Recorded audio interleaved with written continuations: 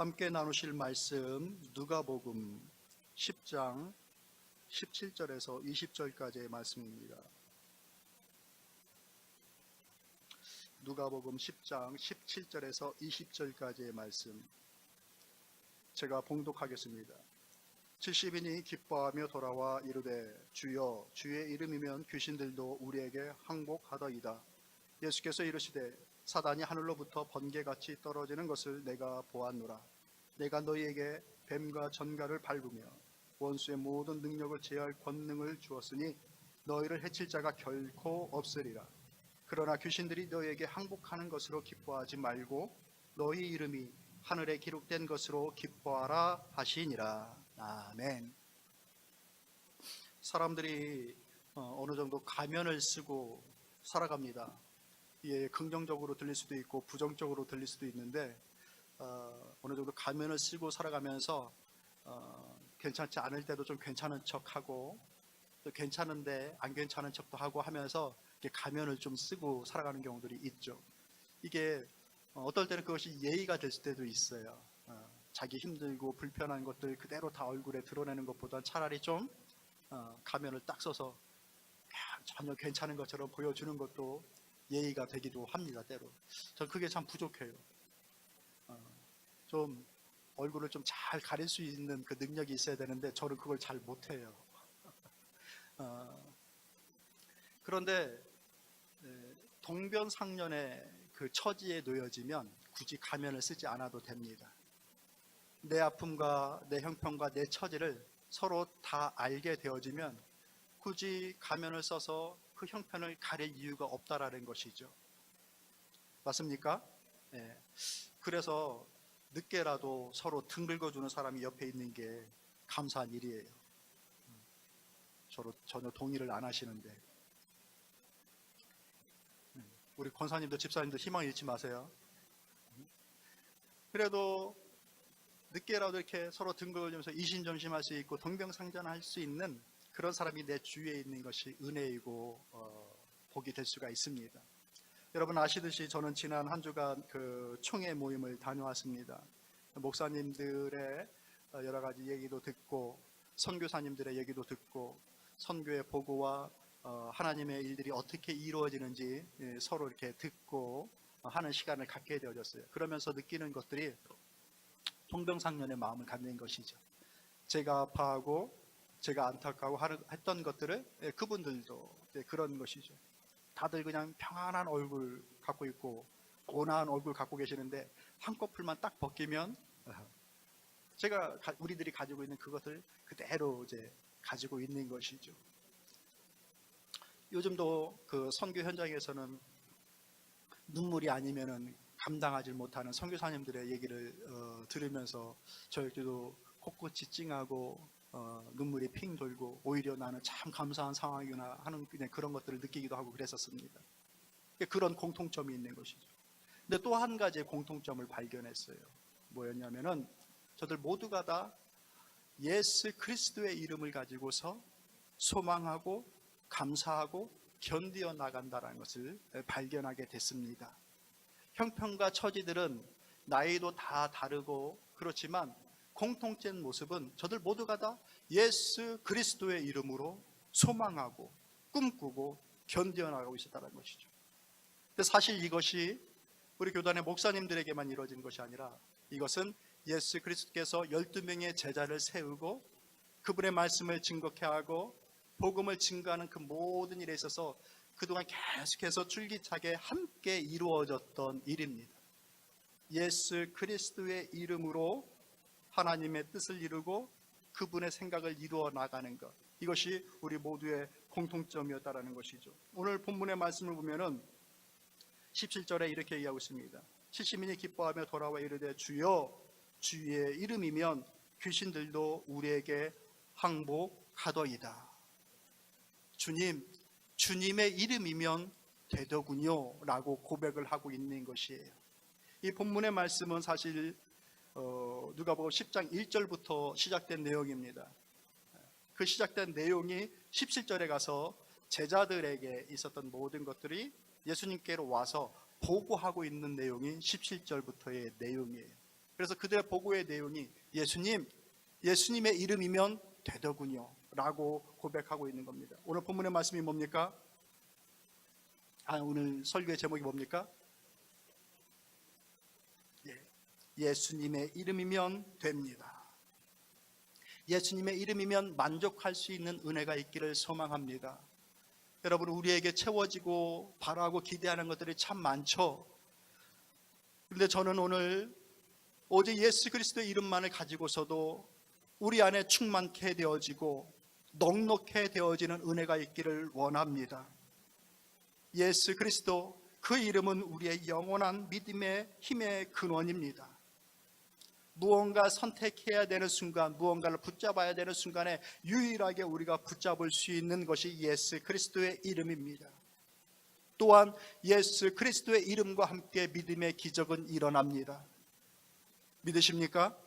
저는 이것을 오늘 저와 여러분과 함께 나누기를 원합니다. 예수 그리스도, 그분의 이름이 우리의 영원한 자원이 됩니다. 믿음의 일의 영원한 자원, 그것이 예수 그리스도의 이름인 것이죠. 마태복음 28장 20절 말씀 보면 이렇게 얘기합니다. 내가 너에게 분부한 모든 것을 가르쳐 지키게 하라. 볼지어다 내가 세상 끝날까지 너희와 항상 함께 있으리라. 언제까지요? 세상 끝날까지. 세상에 이런 것이 어디 있을까요? 세상 끝날까지 영원히. 예수 그리스도의 이름은 우리에게 영원히 주어졌습니다. 세상에 움직이는 모든 것들은 에너지가 필요합니다. 그죠? 자동차도 그렇고 전기장치도 그러고, 이게 영원히 이렇게 계속해서 스스로 움직일 수 있는 것이 아니잖아요. 뭔가 그 에너지를 줘야 그것이 움직이잖아요. 배럴을 끼우던, 콘센트에다 뭐를 끼우던 어떤 에너지가 들어가야 그 전기장치가 움직이고 자동차도 움직이게 되는 거예요. 아무리 비싼 차 있어도 기본적인 에너지를 넣지 않으면 중간에 쓰고 말아요. 그죠? 사람은 어떠할까? 사람도 마찬가지입니다.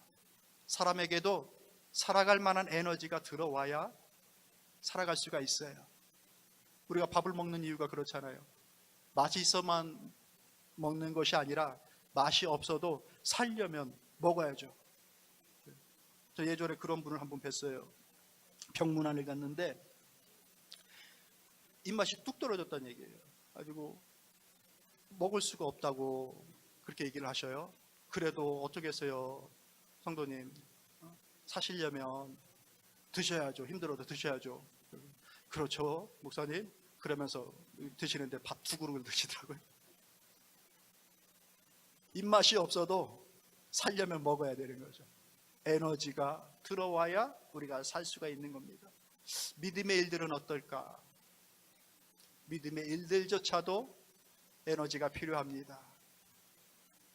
내가 성격이 좋고 마음이 좋고 마음은 넉넉한 사람이니까, 나는 달란트가 있으니까 내게 주어진 모든 믿음의 일들, 교회의 일들 나는 영원히 잘할 수 있어. 계속해서 그것이 가능하지 않다라는 것이죠. 내 안에 힘이 될 만한 에너지가 계속해서 공급되어야 믿음의 일조차도 우리가 할 수가 있습니다. 그 영원한 에너지를 어디에서 얻게 되어지느냐? 예수 그리스도의 이름을 통하여서 얻게 되어집니다. 성도 여러분, 믿음의 일들 감당하며 나아가시죠? 누구와 함께 하십니까? 무엇을 가지고 하십니까? 예수 그리스도와 함께 할 수 있기를 바라요. 환경 바라보지 마시고 사람 바라보지 마시고 예수 그리스도의 이름 붙잡고 나아갑시다. 말씀하여 주시는 거예요. 내가 너희와 영원히 함께 하겠다. 방전되어지지 아니하고 끊어지지 않고 영원히 우리에게 공급되어지는 에너지, 힘, 그것은 오직 예수 그리스도밖에 없습니다. 제자들이 고백합니다. 예수님, 주님의 이름이면 사탄들도 다 떨어져 나가더군요 라고 고백하고 있어요. 예수 그리스도의 이름으로 힘을 내어 살아갈 수 있기를 바랍니다. 이 예수 그리스도의 이름이 왜 우리에게 에너지가 되어지느냐, 힘이 되어지느냐? 그것이 곧 마르지 않는 삶이기 때문에 그렇습니다. 요한복음 7장 38절 말씀 여러분이 읽어보시죠. 시작. 나는 믿는 자를 성경의 이름과 같이 그 배에서 생수의 강이 흘러나오리라 하시니라. 어디에서? 그 안에서. 누구를 믿음으로? 예수 그리스도를 믿는 자는 그 안에서 생명수가 계속하여서 흘러나오게 되어진다. 그 속에서. 많은 부분 외부에서 밖에서 오는 조건들이 우리에게 힘을 주고 기분도 좋게 만들고 하는 경우들이 있어요. 그러나 내 안에서 마음이 불편하면 밖에서 아무리 좋은 것을 갖다 줘도 싫고 귀찮아집니다. 그러니까 밖에 있는 외부의 환경보다 내 안에 있는 것들이 더 중요하죠. 예수 그리스도는 우리 안에 영원한 생명수가 되어집니다. 그 예수님을 붙잡을 수 있기를 축복합니다. 여러분들 아시죠? 그 이어령 박사라고, 문학가이기도 하고 비평가이기도 하고 교수이기도 하고 또 한때는 장관도 지내고 그러셨던 이어령 박사님, 이어령 교수님이 있습니다. 이분은 오랜 세월 무신론자였었죠. 그런데 어느 계기를 통해서 그의 딸을 통하여서 믿음을 갖게 되어지고 그다음에 세례를까지 이제 받게 되어졌습니다. 그래서 많은 사람들이 그에게 질문을 했어요. 아니 그 나이에 뭐가 답답해서 세례를 받냐고 이렇게 질문을 하게 됩니다. 그래서 이어령 박사님의 대답이 이렇습니다. 지난 시간 돌이켜 봤을 때에 내가 명예를 얻고자 명예를 달라 하면 명예가 생겼고, 돈을 벌려고 애를 쓰면 돈이 생겼고, 또 병이 나서 병 고치려고 병원에 가면 병이 낫고 그랬다 이거예요. 근데 어느 날 문득 너무나도 외롭고 또 공허해서 이것을 좀 극복해 보려고 극장에 가서 영화도 보고 또 본인이 좋아하는 책도 좀 읽어보고, 그래도 도무지 그의 그 어떤 공허함이나 갈증들이 채워지지 않았다라는 것이죠. 말 그대로 절대적인 고독을 느끼게 된 것입니다. 이처럼 영혼이 가랄 때, 목마를 때 보통 물로는 채워지지 않는 그런 갈등들이 있을 때 어떻게 해결해야 됩니까? 라고 이제 반문했다고 합니다. 사실 이어령 교수 같은 경우는 평생 우물을 파는 사람이었던 것이죠. 늘 새로운 것들을 찾아내고 그런 것들에 대해서 배고픔을 느끼고 창작을 하는 사람들의 그런 어떤 특성을 가지고 있었던 사람이었죠. 그런데 모든 것들을 다 하고 해보고 그래도 세상에서 줄 수 있는 모든 것들을 다 누려도 그 공허함이 채워지지가 않았던 것이죠. 그래서 그가 발견한 것이 무엇인가? 절대적인 진리, 창조주 하나님에 대한 것들에 대해서 생각하게 되어지고 비로소 주님 안으로 들어와서 그의 인생의 모든 갈증들이 해결되어지는 것을 이제 고백하게 되어졌습니다.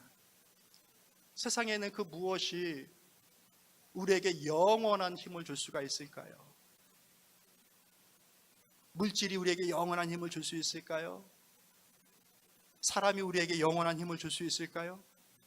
그럴 수 없다라는 거 우리가 잘 알잖아요. 한때 잘 같이 있다가도 물질 때문에 깨어지는 경우들이 있고, 함께 잘 있다가도 한 번 실수할 것 때문에 마음의 상처를 받고 등을 돌려버리는 경우들이 얼마나 많습니까? 내가 열심히 꿈을 꾸고 성취하고 노력을 해서 채웠지만 그것을 가진 순간부터 공허해지는 경우들도 얼마나 많습니까? 만들어 나가는 과정까지가 재밌고 즐겁고 그런데 막상 그것을 딱 성취하잖아요? 그러면 허무함이 찾아올 때가 참 많습니다. 채워지지가 않는 거예요. 또 다른 걸로 채워야 되는 것이죠. 사람들의 마음은 또 사람에게서 얻으려고 하는 것들은 이처럼 만족되어지지가 않는 거예요. 영원하지가 않다는 얘기죠. 그런데 영원한 그와 같은 힘의 근원이 있다. 그것이 무엇이라? 예수 그리스도라.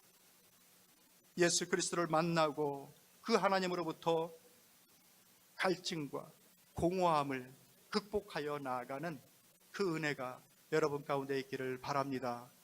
예수님으로 인하여서 충만하시고 예수님으로 인하여서 기뻐할 수 있는 은혜가 있기를 원하는 것입니다. 또한 이 예수님은 우리가 무언가를 선택해야 하는 순간에 유일한 자원임을 믿으시기를 바랍니다. 사도행전 3장 6절 말씀 보면 이 말씀이 있어요. 우리 같이 읽어볼게요. 시작. 베드로가 이르되 은과 금은 내게 없거니와 내게 있는 이것을 내게 주노니 나사렛 예수 그리스도의 이름으로 일어나 걸으라. 아멘. 베드로와 요한이 굿이 그 기도 시간에 맞춰서 성전에 올라가고 있었습니다. 그때 그 올라가는 길에 구걸하는 안증뱅이를 만나게 된 것이죠. 당장 먹을 것이 필요한 안증뱅이는 금과 은을 요구합니다. 그때의 베드로의 얘기가 네가 원하는 금과 은은 내게 없지만 내게 있는 나사렛 예수의 이름을 너에게 준다라고 얘기를 한 것이죠. 그래서 결론적으로 그 나사렛 예수의 이름으로 그가 일어나게 되어지죠. 우리가 무엇인가 선택해야 되는 그 순간 금과 은으로 채워지지 않고 또 금과 은이 있을 때 무엇을 붙잡아야 되는가 할 때에 최종적으로 그래도 마지막으로 붙잡아야 될 것이 예수 그리스도이심을 믿으시길 바랍니다. 예수 그리스도 붙잡으시길 바랍니다. 금과 은으로 우리가 거듭난 것이 아니고 금과 은으로 주님의 일들이 이루어지는 것이 아니라 예수 그리스도의 이름으로 이루어집니다. 내 믿음의 일들이 금과 은으로 이루어지지가 않는 것이죠. 많은 부분 교회 일들이 금이 필요하고 은이 필요하다라고 보여지지만 교회의 일이 금으로 되어지는 것도 아니고 은으로 되어지는 것도 아닙니다. 이 하나님의 밭은 예수 그리스도의 이름으로 경작되어지는 곳입니다. 금으로 가는 것이 아니에요. 은으로 가는 것이 아니에요. 예수 그리스도 그분을 붙잡고 가는 곳이 교회이고 우리 믿음의 삶입니다. 그러니 사람들에게 있어서 내가 누구에게 뭔가 줄 수 없다라는 것 때문에 안타까워하고 답답해하지 않기를 바랍니다. 우리는 예수 그리스도의 이름을 가지고 있는 사람들입니다. 아멘입니까? 우리는 예수 그리스도를 가지고 있는 사람이에요. 예수 그리스도 안에는 사랑이 있습니다. 예수 그리스도 이름 안에는 소망이 있습니다. 예수 그리스도 이름 안에 위로가 있습니다. 하나님, 나는 가진 것이 없어요. 슬퍼하고 안타까워하지 마십시오. 우리는 예수 그리스도를 가지고 있는 자들입니다. 더불어 우리는 그 예수 그리스도의 이름을 가지고서 기도하며 나아갑니다. 기도는 천국의 문을 여는 열쇠입니다. 지금 당장 내게 없다라는 것 때문에 낙담하지 마시고 예수 그리스도가 있다라고 한다면 소망하십시오. 다 없어진 것이 아닙니다. 요한복음 16장 24절 말씀 보면 이렇게 얘기합니다. 지금까지는 너희가 내 이름으로 아무것도 구하지 아니하였으나 구하라. 그리하면 받으리니 너희 기쁨이 충만하리라. 시편 91편 14절에는 이렇게 얘기합니다. 하나님이 이르시되 그가 나를 사랑한즉 내가 그를 건지리라. 그가 내 이름을 안즉 내가 그를 높이리라 라고 말씀하셨습니다. 예수 그리스도 이름 안에서 이루어지는 일들입니다. 그러니 금이 잡히지 않고 은이 잡히지 않는다고 해서 안타까워하지 마십시오. 예수 그리스도의 이름을 붙잡고 있을 때 아직 끝나지 않은 것입니다. 그리고 무엇보다도 그 예수 그리스도 이름 안에 구원이 있습니다. 할렐루야. 사도행전 4장 12절 말씀 여러분 한번 읽어보세요. 시작.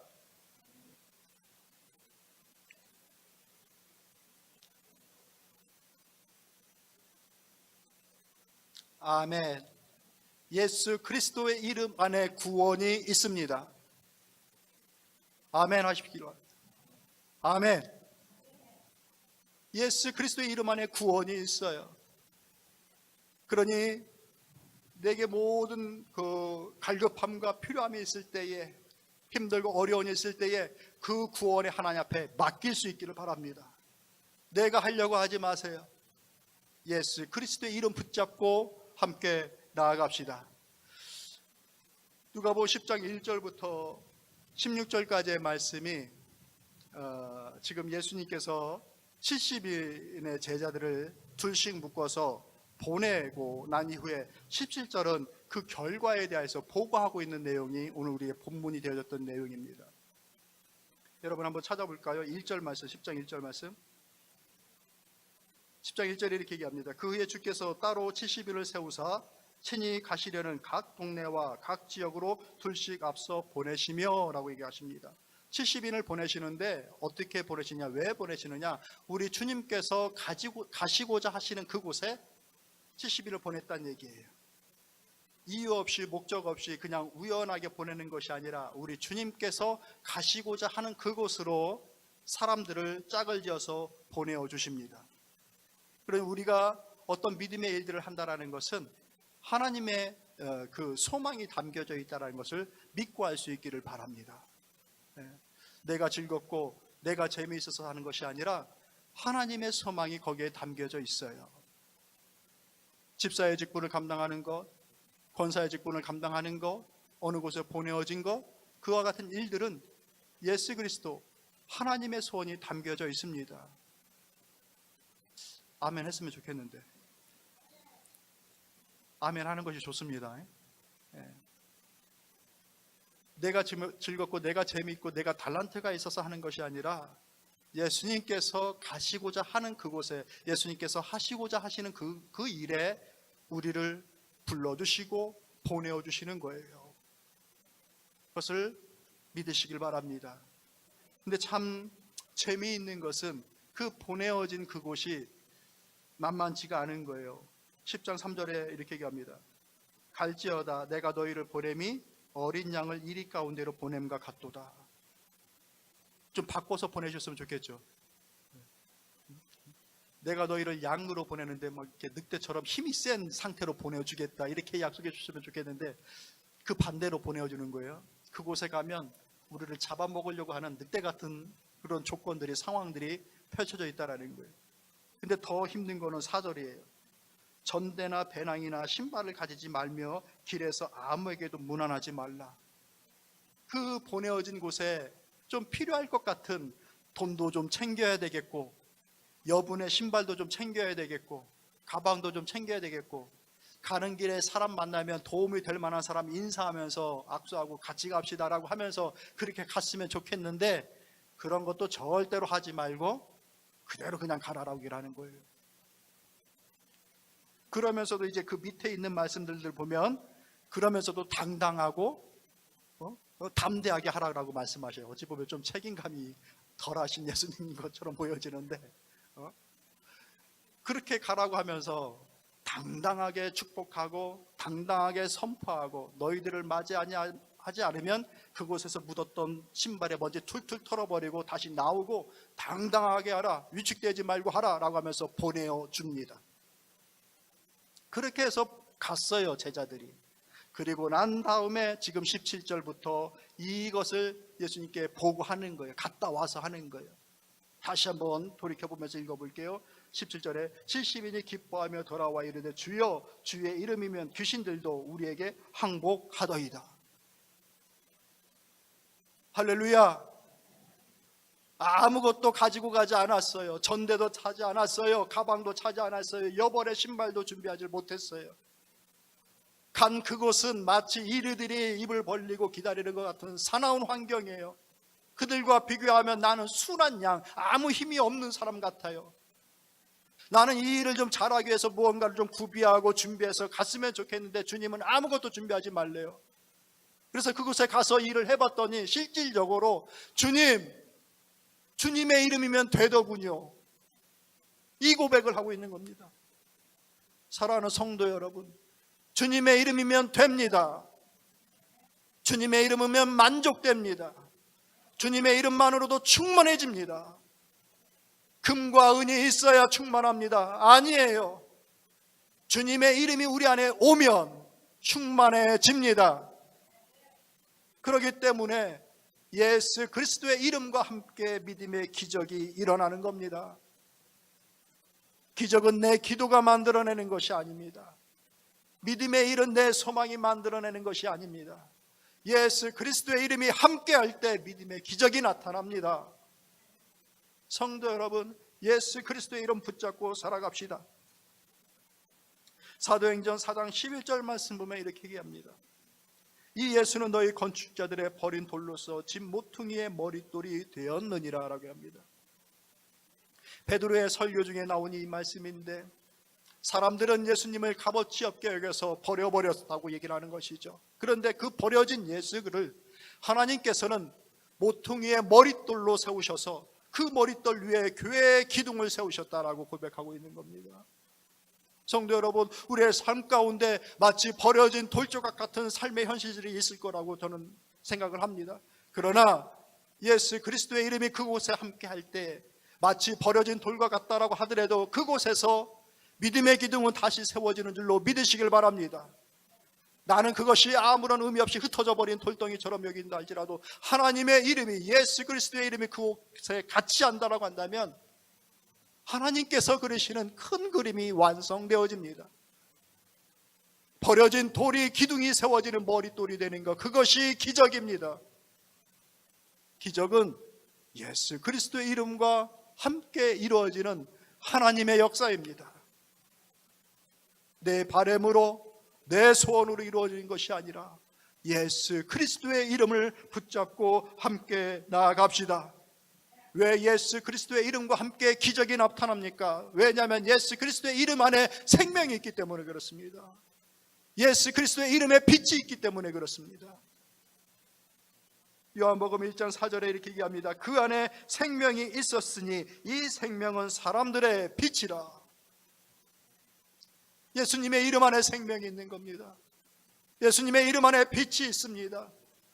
죽어버린 것 같고 다 고장나서 아무 쓸모없는 것처럼 느껴진다 하더라도 예수 그리스도께서 함께 하신다면 그 안에 다시 생명이 일어납니다. 이게 믿음의 역사입니다. 기독교의 역사이고 하나님의 역사입니다. 마른 뼈라 할지라도 하나님께서 입김 불어넣으시면 다시 생기를 돋게끔 하시는 것, 이것이 하나님의 역사입니다. 그러니 예수 그리스도의 이름이면 됩니다. 그 이름으로 충만합니다. 그 이름으로 만족되어집니다. 말씀을 정리하도록 할게요. 사랑하는 성도 여러분, 이들이 예수님의 명을 받고 그 선교지로 갈 때에 얼마나 막막했을까요? 좀 필요한 것들도 좀 공급해주고 채워주고 전대도 넉넉하게 하고 그렇게 해서 보내주면 얼마나 소망이 있고 또 용기를 갖고 갈 수 있었겠습니까? 그러나 전혀 그렇게 하지 말고 가라라고 했는데 그 현장 속에서 주님의 이름으로 하니 되더군요라고 하면서 고백을 하게 되어졌습니다. 오늘 우리에게 있는 모든 일들 주님의 이름으로 잘 감당하여 나갈 수 있기를 바랍니다. 그것이 충만하여 우리가 소원하는 것들이 무엇이든 간에 그 조건으로 인하여서 만족하는 것이 아니라, 금과 은으로 만족되어지는 것이 아니라 주님의 이름만으로도 만족할 수 있는 은혜가 있기를 여러분 축원합니다. 왜 그래야 되느냐? 예수님께서 20절에 이 말씀을 해주시는 거예요. 제자들은 익사이팅 해가지고 이런 일들이 벌어지더군요 하면서 보고 있는데 주님의 말씀은 이겁니다. 그러나 귀신들이 너희에게 항복하는 것으로 기뻐하지 말고 너희 이름이 하늘에 기록된 것으로 기뻐하라. 이겁니다. 예수 그리스도의 이름만으로도 충만하고 만족되어지는 것이 바로 이 은혜가 있는 겁니다. 그리할 때에 하나님께서 필요한 것들은 공급하여 주시고 채워주실 줄로 믿습니다. 우리 하나님은 공중나는 까마귀를 먹이시고 들의 백합화를 입히시는 하나님입니다.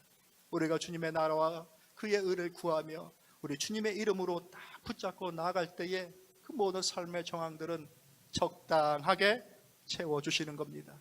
그 은혜가 우리 모두에게 충만하시기를 주님의 이름으로 축복합니다. 아멘. 우리 다 같이 자리에 일어나서 찬양드리겠습니다.